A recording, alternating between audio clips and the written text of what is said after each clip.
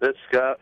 Hey, Scott. Sorry to bother you here this morning. This is Dave and Angie up here at US 92 Radio in Norfolk. How you doing today, man? I'm doing okay. Good. Well, I know that you're thinking, what in the heck are they doing calling me? Sorry about actually, that. I am. Yeah, well, it's all good. It's all cool. Our good friend Pastor Mike down there at Grace Lutheran sent us a little message about you guys, and I'd like to share that with you here real quick if you wouldn't mind. It says, Dear Dave and Angie, have you ever met a family who is so caring and has so much to give, but just seems like every road they turn down, they have a roadblock somewhere? Well, have you ever wondered to yourself, why do so many bad things happen to a great family? Well, I know of a family that has had a lot of things happen just like this. This family has a lot of love to give and big hearts, but have had some major difficulties, especially this last year. They have had problems in the past with troubles and burdens, but had nothing bigger than their 3-year-old son being diagnosed with leukemia 6 months ago. They were hit very hard by this and brought to their knees because of finding this out, but they were not going to lose hope because they have 3 other children as well.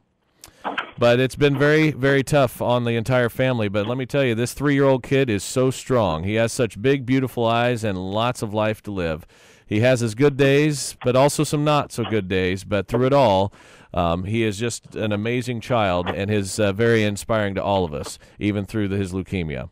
Every 10 days, Skott and Charlotte have to run their 3-year-old son to Omaha for treatments, and this poor kid has to have many, many more down the line, but every 10 days they still have to run him down to Omaha. And, of course, that's been very difficult on Skott and his family, trying to keep a job with having to have so much medical treatment and being gone from work so much, making it very difficult, as you can imagine, this time of year. And then add to that, last week the Suburban they had stopped working, and obviously tough to get that fixed as well. They have to walk 7 blocks in the bitter cold to get their kids at school. And they also have to borrow his sister's car just to take Scotty down to Omaha. So it's been quite a rough time for this family, as you can imagine. And, of course, then they've got their other kids, 7 years old, 6 years old, 5 years old, and then 3-year-old Scotty. So it's been a tough time for this family. And the community is trying to help as much as we can here in Platte Center, but we can only do so much. And I know that Grace Lutheran Church and St. Joseph's Catholic Church are going to have a fundraiser at the Platte Center Auditorium Super Bowl Sunday, which is wonderful. Going to be a spaghetti feed and silent auction. So Pastor Mike says if you can do anything for this family, I know we would all down here in this community appreciate any help. They are a wonderful family, and our thoughts and prayers are with them this time of year. And so that's a little bit of the letter that Pastor Mike sent to us, man. Okay. How is Scotty doing, buddy? He's doing all right so far.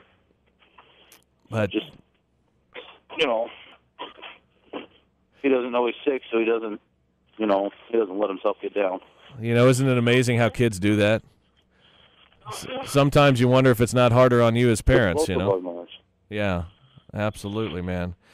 Well, I know you didn't ask for anything, and we appreciate all that you're having to go through right now in this extremely difficult time while Scotty's fighting leukemia, and it's just so tough for you guys job-wise and everything. We're very familiar with this scenario because we do a lot with the St. Jude Children's Research Hospital, and we hear this same story over and over from families that basically have to drop everything they're doing in their life just to help their kids, And we want you to know that there's a lot of people out there thinking about you, obviously. Pastor Mike has said that a lot of folks want to help and do everything they can. But, we thought we might just chip in a little bit here.